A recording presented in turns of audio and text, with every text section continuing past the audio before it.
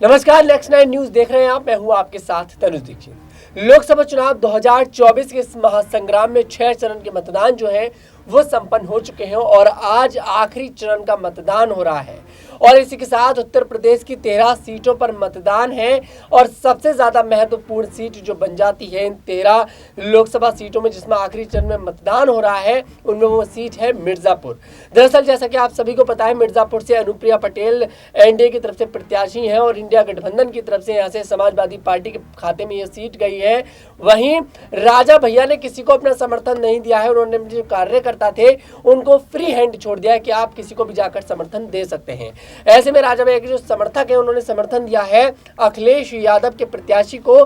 कारण निकलकर सामने आया है कि अनुप्रिया पटेल का जो विवादित बयान राजा भैया को लेकर उन्होंने दिया था, ऐसे में राजा भैया की पार्टी अनुप्रिया पटेल को कैसे समर्थन दे देगी। वहीं दूसरी तरफ राजा भैया कहते नजर आते हैं कि सरकार तो मोदी की ही आएगी। खैर, मैं आपको बता दूं, इस सीट पर मतदान चल रहा है, सुबह से ही मतदान शुरू हो चुका है। कुछ सवाल हमारे होंगे कि आखिरकार इस सीट का समीकरण क्या बनता दिखाई दे रहा है। 2014 और 2019 की बात हम करने वाले हैं। हमारे साथ स्टूडियो में मौजूद है आशुति, बहुत बहुत स्वागत है आपका। सबसे पहला सवाल आपसे यही लेना चाहूंगा कि क्या राजा भैया भारतीय जनता पार्टी को समर्थन देना चाहते थे, लेकिन अनुप्रिया पटेल के उस बयान की वजह से वो समर्थन रुक गया? मतलब यहाँ पर भारतीय जनता पार्टी का पूरा घाटा होता दिखाई दे रहा है। क्या कहेंगे आप? देखिए, कहना कोई, आप देखें, कोई ऐसे एक तर्क के साथ आप ये बात नहीं कह सकते, क्योंकि राजा भैया की जब मुलाकात हुई थी अमित शाह के साथ, उसके बाद कहीं ना कहीं उन्होंने कयास लगाने शुरू कर दिए थे और आप देखें राजनीतिक गलियारों में भी हलचल तेज हो गई थी कि राजा भैया बीजेपी की ओर अपना रुख मोड़ेंगे। लेकिन राजा भैया के, ना केवल राजा भैया का बल्कि उनके कार्यकर्ताओं का एकदम से आप देखें पासा पलटना, समाजवादी पार्टी की ओर जाना, कहीं ना कहीं अनुप्रिया पटेल का ही वो बयान है कि आप देखिए कुंडा में कुंडी लग जाएगी। वो बयान आप याद करें जिस प्रकार से अनुप्रिया पटेल ने ये साफ तौर पर दर्शकों को कहा था कि कहीं ना कहीं गुंडों का साम्राज्य है। तो आप देखें राजा भैया पे जिस प्रकार से निशाना उन्होंने साधा था, कहीं ना कहीं आप देखें ये विरोधी भावना के चलते भी राजा भैया का बाहर आया है। लेकिन मुद्दा ये भी है कि अगर राजा भैया ने अमित शाह से कहीं ना कहीं मुलाकात की थी और वो गुप्त, आप देखें 4 दीवारी में वो जो मुलाकात हुई थी, उसके बाद से कहीं ना कहीं कयास तो लगाए जा रहे थे कि राजा भैया बीजेपी को समर्थन देंगे। लेकिन उनका बीजेपी को समर्थन ना देना, समाजवादी पार्टी की ओर रुख मोड़ना, कहीं ना कहीं अखिलेश यादव की भी सेंधमारी इसमें दिखाई देती है। वहीं मुद्दा ये भी उठता है कि अनुप्रिया पटेल का जो बयान था, वो बयान कहीं ना कहीं विवादित बयान था जो सीधा राजा भैया पे ही टारगेट करने के लिए बोला गया था। तो उसके बाद से कहीं ना कहीं आप देखें समीकरण जो है वो पूरी तरह से बदलता यहाँ पे दिखाई दिया है। बिल्कुल, देखिए यहाँ पर समीकरण बदलता दिखाई दिया है, लेकिन राजा भैया ने बीजेपी पार्टी को खुलकर समर्थन नहीं दिया और उन्होंने साफ इनकार भी कर दिया। लेकिन दूसरी तरफ राजा भैया ये भी कहते नजर आ रहे हैं कि सरकार तो मोदी की ही आएगी। तो क्या राजा भैया का एंड टाइम पर आकर मन बदल सकता है? देखिए, राजा भैया का अंत समय में आकर मन बदलेगा या नहीं बदलेगा, ये तो देखिए बहुत अब दूर की बात हो चुकी है। अंत समय तो तनुज देखिए आ ही चुका है, आज 7वां चरण है। अब कौन सा अंत समय आएगा? परिणाम के बाद कोई ऐसी परिस्थिति आए, देखिए ये कहीं ना कहीं हो सकता है चुनाव परिणाम के बाद। अगर हम कयास लगाएं तो चुनाव परिणाम के बाद तो राजनीति में बहुत कुछ बदल सकता है। लेकिन राजा भैया ने अपने प्रत्याशी क्यों नहीं उतारी? सबसे बड़ा सवाल ये भी यहाँ पर देखिए खड़ा होता है। देखिए, बिल्कुल कहीं ना कहीं ये जो मुद्दा था ये शुरुआत से ही था, क्योंकि जब राजा भैया को समर्थन के लिए भी, कहीं ना कहीं गठबंधन के लिए भी उनको कहीं ना कहीं आप देखिए उनको पुकारा जा रहा था। अखिलेश यादव ने भी उन्हें पुकारा, इंडिया अलायंस की ओर से भी कहीं ना कहीं उनको समर्थन के लिए प्रस्ताव गया। भारतीय जनता पार्टी तो शुरुआत से कहीं ना कहीं आप देखें प्रस्ताव राजा भैया के आगे रखती ही आ रही है कि आप बीजेपी के साथ समर्थन करें, बीजेपी के साथ गठबंधन में आए। लेकिन उनकी पार्टी का इस बार कहीं ना कहीं प्रत्याशियों का चुनाव में ना उतरना, मुझे लग रहा है राजा भैया का डर भी है। और कहीं ना कहीं आप देखें जिस प्रकार से उन्होंने किसी पार्टी के साथ गठबंधन नहीं किया, कहीं ना कहीं वो इस बात से भी एक थोड़ा खौफ में तो थे कि अगर मैं गठबंधन नहीं करूंगा तो कहीं ना कहीं मेरे को हार का सामना करना पड़ सकता है। वही जो डर आप देखें मायावती के मन में कहीं ना कहीं इस समय बना हुआ है, वही डर कहीं ना कहीं राजा भैया के भी मन में दिखाई देता है। बिल्कुल, यहाँ पर राजा भैया की पार्टी के कुछ कार्यकर्ताओं ने जब समाजवादी पार्टी के प्रत्याशी के समर्थन में ऐलान किया, नारे लगाते नजर आए। वो वीडियो हमारे पास आया, जरा आप इस वीडियो को देखिए, जिसमें समाजवादी पार्टी के कार्यकर्ता, समाजवादी पार्टी के प्रत्याशी के समर्थन में राजा भैया की पार्टी के कार्यकर्ता नारे लगाते नजर आ रहे हैं। राजा भैया जिंदाबाद, अखिलेश यादव जिंदाबाद, अखिलेश यादव जिंदाबाद, जनता दल लोकतांत्रिक पार्टी जिंदाबाद, समाजवादी पार्टी जिंदाबाद, संजू मिश्रा जिंदाबाद, देवी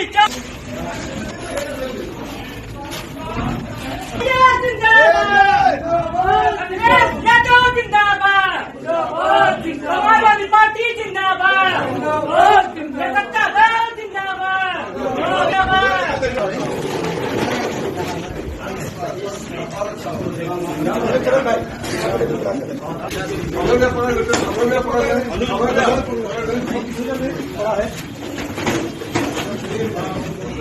आशीष भैया पकड़ा जाए आप आराम से थोड़ा साइड अरे आराम से। तो देखा आप लोगों ने किस तरह से यहाँ पर राज भैया की पार्टी के जो समर्थक है वो पूरी तरह से मैदान में उतर चुके थे और यहाँ पर मेहनत करते नजर आए, चुनाव प्रचार करते नजर आए, वोट मांगते नजर आए चुनावों में। और आज आखिरी चरण का मतदान है, ऐसे में इस सीट पर भी देखिए अशुद्धि मतदान चल रहा है। कितना फायदा यहाँ पर अखिलेश यादव की पार्टी का होता दिखाई दे रहा है, क्योंकि बात अगर 2014 और 2019 की करी जाए तो अनुप्रिया पटेल ने भारी बहुमत के साथ यहाँ से जीत दर्ज करी थी और अखिलेश यादव की पार्टी का बहुत बड़ा वर्चस्व मुझे मिर्जापुर के अंदर बिल्कुल नहीं दिखाई दिया। देखिए कहीं ना कहीं ये बात सच है कि अनुप्रिया पटेल ने जो दो पिछले आप देखिए महा लोकसभा चुनाव साल 2014 2019 में जिस प्रकार से जीत दर्ज की है, समाजवादी पार्टी कहीं ना कहीं सिर्फ मुझे लगता है यहाँ पर सेंधबाजी करने के प्रयास में है। कहीं ना कहीं उन्हें ऐसा लगता है कि अपने प्रत्याशी को उतारेगी तो अनुप्रिया पटेल के सामने एक बड़ी चुनौती होगी और राजा भैया का समाजवादी पार्टी को कहीं ना कहीं समर्थन देना अखिलेश यादव के लिए देखिए समीकरण तो कहीं ना कहीं मिर्जापुर की सीट पर बदला है,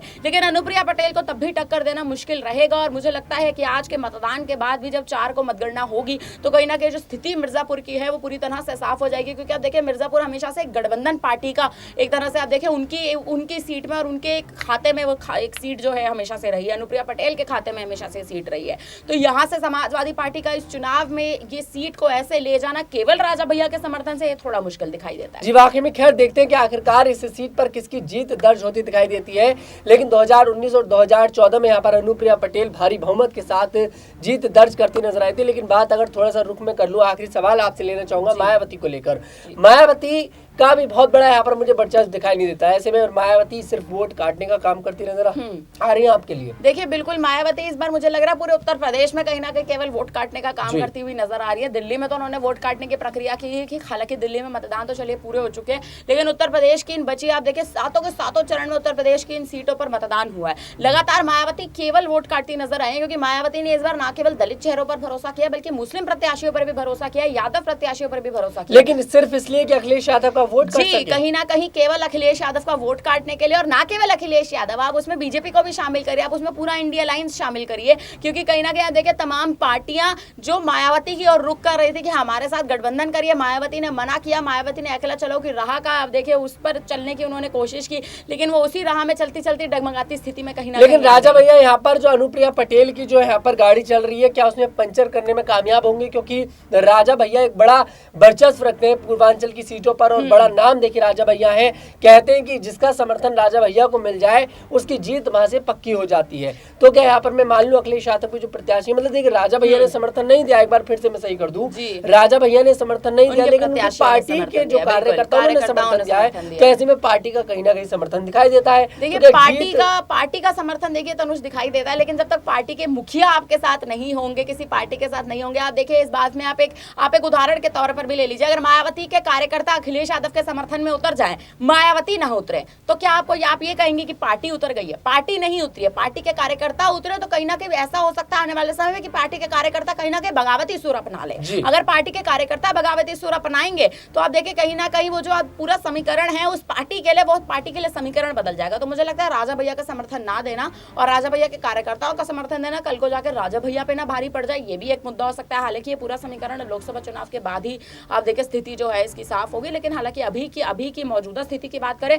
तो मायावती केवल वोट काटती नजर आ रही है और मिर्जापुर में मुझे लगता है इस बार एक बार फिर से आप देखें अनुप्रिया पटेल कहीं ना कहीं जीत दर्ज करेंगी। बिल्कुल, अब आखिरी चरण का आज मतदान है, ऐसे में उत्तर प्रदेश की 13 सीटों पर मतदान है। एक बार फिर से आपको बता दूं मिर्जापुर पर मतदान चल रहा है और बहुत महत्वपूर्ण सीट बन जाती है। खैर आपको क्या कुछ लगता है, क्या अखिलेश यादव के प्रत्याशी यहाँ से जीत दर्ज कर पाएंगे या फिर एक बार फिर से अनुप्रिया पटेल बहुत आसानी के साथ इस सीट से जीत दर्ज कर लेंगी? हमें कमेंट बॉक्स में जरूर बताइएगा। अगर आपको हमारा वीडियो पसंद है, हमारे वीडियो को लाइक करें, शेयर करें और हमारे चैनल को जरूर सब्सक्राइब करें।